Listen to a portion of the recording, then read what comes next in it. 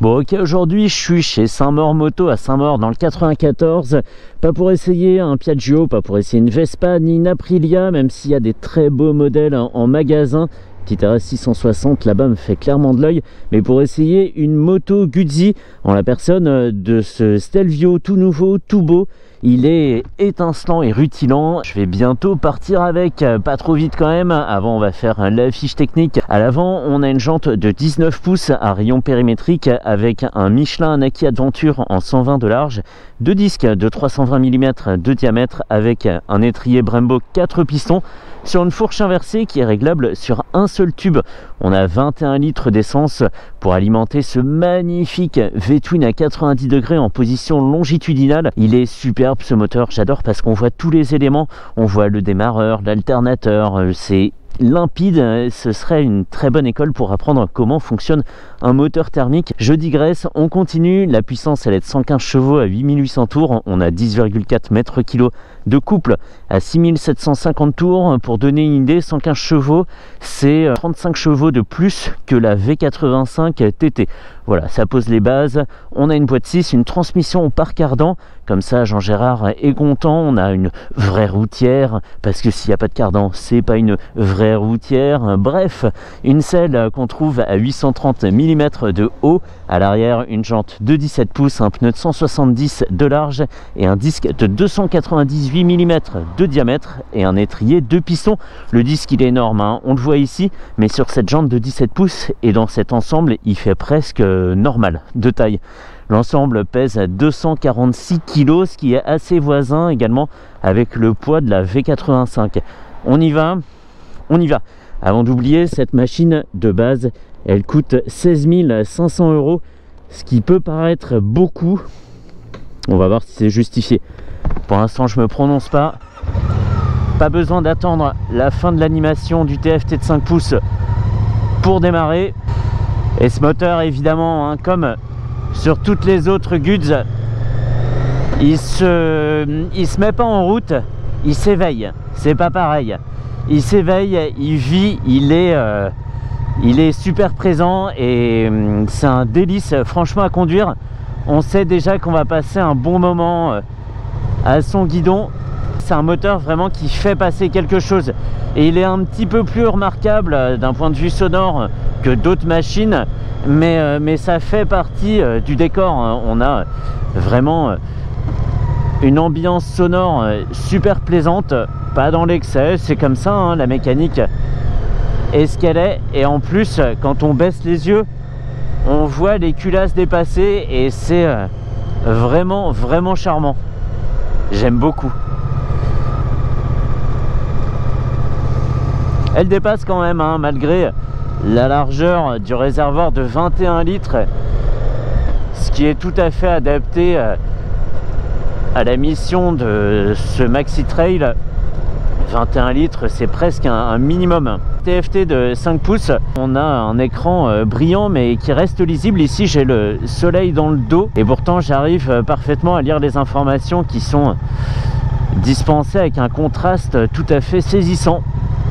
On a la vitesse au milieu, un compte-tours dans le demi-cercle à gauche, en haut à droite une jauge à essence en 5 segments. Ici j'en ai déjà un en moins. En dessous on a une température moteur, à droite un indicateur de rapport engagé, tout en haut à droite une autonomie restante, ici 225 km. En haut à gauche une horloge, une température 10 degrés aujourd'hui. Bon, et des informations dans la colonne de gauche que je peux afficher. Si je clique sur la flèche de droite du Komodo, j'ai un totaliseur, un trip, un temps d'utilisation, une vitesse maxi.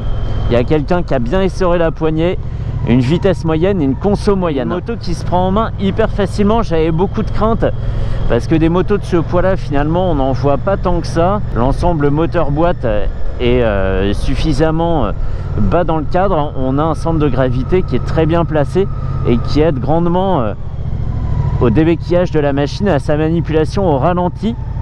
Moi je fais 1m73 et je suis quasiment à plat des deux pieds, ce qui est un miracle, hein, avec une selle à 830 mm. Mais c'est vrai que la moto s'écrase pas mal une fois qu'elle est à la verticale. et on se sent bien en confiance à son guidon. On peut évidemment se reposer sur le couple pour la manœuvrer au ralenti comme ça sur le point de patinage sans forcément ajouter un filet de gaz. Ça s'emmène très tranquillement. Et la petite cerise sur le gâteau, c'est la largeur du guidon qui permet d'avoir une maîtrise et une maniabilité excellente. Par contre, on le paiera peut-être lors du faufilage dans les bouchons en milieu urbain. Voilà, après on va me dire, mais non, c'est un Stelvio, c'est fait pour passer le col du Stelvio, alors qu'est-ce que tu fais en ville? Et ben je me dis que il y a sûrement au moins quelques acheteurs qui vont rouler en ville avec, chose étonnante, mais je pense qu'ils oseront, les coquins, et tout le monde n'ira pas avaler des lacets en montagne à longueur de journée à son guidon.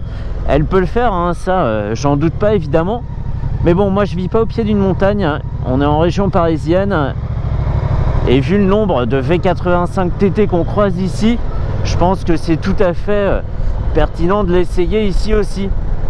Voilà, c'est dit. Ah, il est pas content, hein. C'était mon petit moment qui bedos là, voilà. Oulala, hein, il est colère, il a poussé un coup de gueule. Zou. Démarrage super tranquille, un dosage millimétrique de la poignée de gaz permet un lancement de la moto sans surprise. On n'est pas en train de se dire attends, j'ai tourné la poignée, il se passe rien, je vais tourner plus, relâcher l'embrayage machin, et c'est la panique, on part d'un coup. Ici c'est très onctueux, à la fois de l'embrayage et de la poignée d'accélérateur. Je le disais, est-ce qu'on peut baisser un peu la bulle?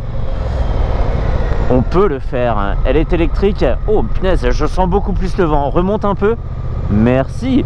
Bonne protection, hein, franchement, pour la bulle d'origine. Et c'est sûrement dû au déflecteur en bas de bulle de part et d'autre du compteur. On a aussi, pour protéger les mains délicates du pilote, des pare-mains. Et aujourd'hui, ils servent surtout à dévier l'air froid, parce que j'ai fait l'erreur de prendre des gants été alors qu'il fait 9 degrés aujourd'hui. Aglagla, aglagla.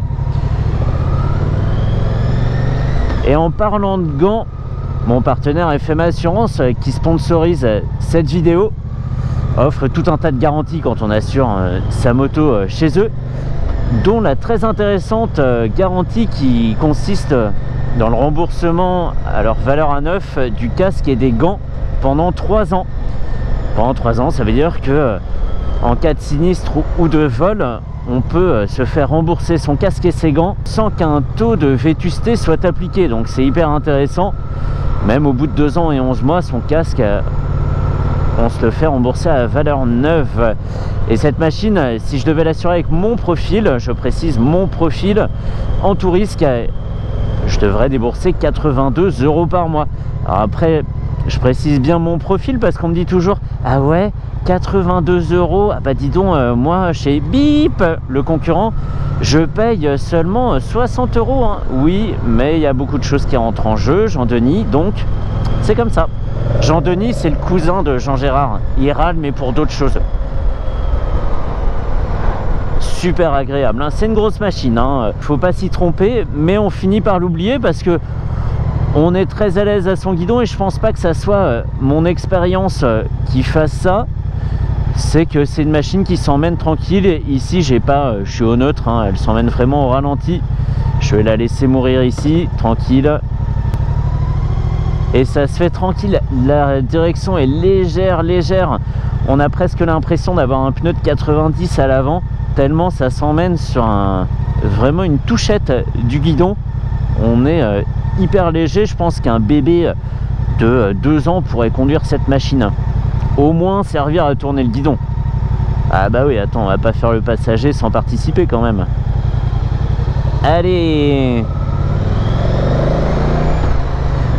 Oui, le moteur est présent, c'est vrai, mais c'est un joli bruit. On sent qu'il y a un gros moteur derrière cette mélodie.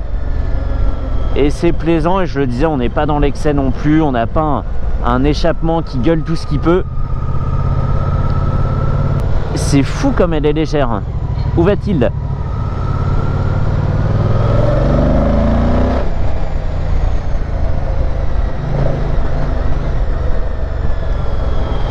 J'aime beaucoup, je ne l'ai pas précisé ici, je suis en mode Turismo, il y a un mode sport, un mode pluie et un mode off-road. Chaque mode étant paramétrable pour le traction control, pour tout plein de réglages, et on peut faire son propre mode sport, son propre mode Turismo, etc. etc. Comme elle est maniable et que je voulais le voir, je viens dans ce petit parking où il faut éviter plein de pièges, des conducteurs de taxi, des gens qui sont pressés, qui vont au métro. Et ça se fait super facilement. Hop, hop. C'est quasiment l'épreuve du Lan, ce parking. Easy. On a la bulle qui tremblote un peu devant. Regardons pourquoi. Je sais pas si elle est mal serrée et si elle est un peu plus basse. Ah, c'est pareil, il y a une branche, la branche de droite est un peu fébrile. Et l'ambiance à bord est exactement comme il faut. On a suffisamment de boutons à gauche, il n'y en a pas trop. On n'a pas un commodo trop dépouillé à droite non plus. Enfin, on n'a pas une cocotte trop dépouillée à droite non plus. Bon nombre de commodos dessus, on peut changer les modes avec le petit bouton de droite. Pioggia, je sais pas ce que c'est, je parle pas suffisamment bien italien. ABS arrière off, attention le off-road. Sport et Strada. Et on va aller nous en sport.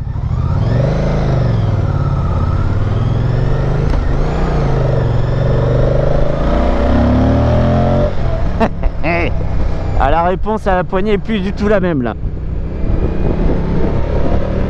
On avait une réponse très douce tout à l'heure et là maintenant le premier degré de rotation a déjà un effet sur le moteur. Un petit diff, deux petits diffs.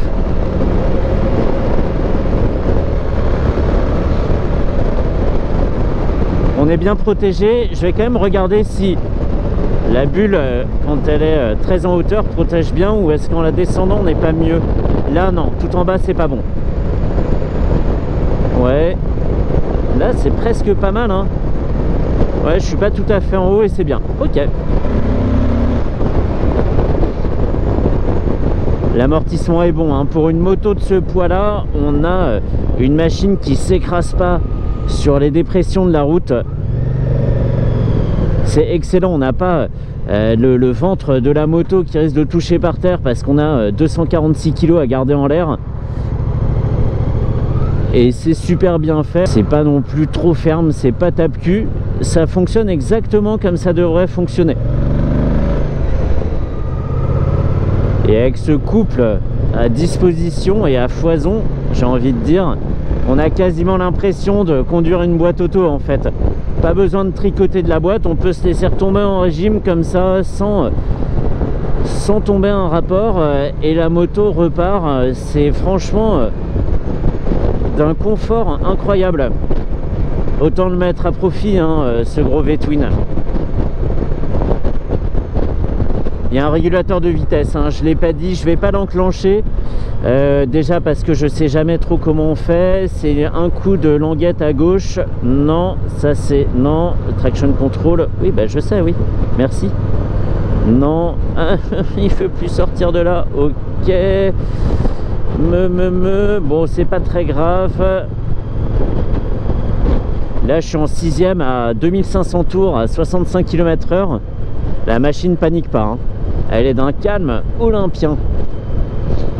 J'allais dire d'un calme italien, mais est-ce que les Italiens sont vraiment calmes? Je sais pas, j'ai pas envie de verser dans le cliché.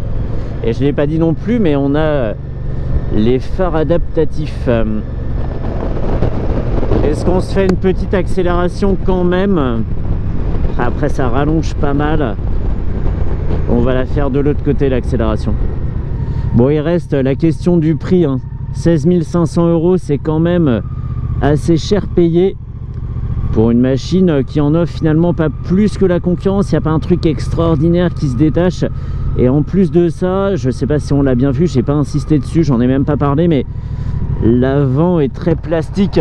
Devant, de part et d'autre du phare, on a du plastique de base, hein, sorti de l'usine comme ça, pas peint, pas préparé. Je trouve ça un peu dommage, ça nuit clairement à sa personnalité, on a une moto assez simple. Je suis un peu sceptique sur le prix. Est-ce que c'est juste marketing pour faire penser que cette moto vaut aussi bien que les autres? Je sais pas. Je sais pas. Allez, je me rentre. Merci beaucoup à Antoine et Laurent pour le prêt de la machine. Je rentre à Saint-Maur rendre ce beau Stelvio. Je vais aller lui donner un peu à boire. Et on peut en rester là. J'avais pas oublié l'accélération, hein. Je vais pas le faire en partant de zéro. On va partir de 30 km/h en seconde.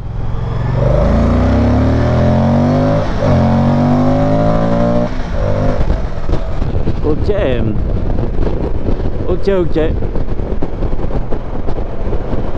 Heureusement que la suspension travaille bien. On a une moto qui a pas trop envie de cabrer, qui est assez nerveuse, mais dont le couple finalement s'évanouit assez vite pour pas laisser place à énormément de puissance. C'est très honnête hein, comme accélération, mais le but est clairement pas là. Le but, je le disais un peu plus tôt, c'est de pouvoir exploiter le couple à loisir, très bas dans le régime, pour notamment pouvoir cruiser sans tricoter de la boîte et avoir des reprises intéressantes en montée, en lacet. Pas aujourd'hui, plutôt exploiter le couple bas, mais pas pour les accélérations. Allez, retour Saint-Maur.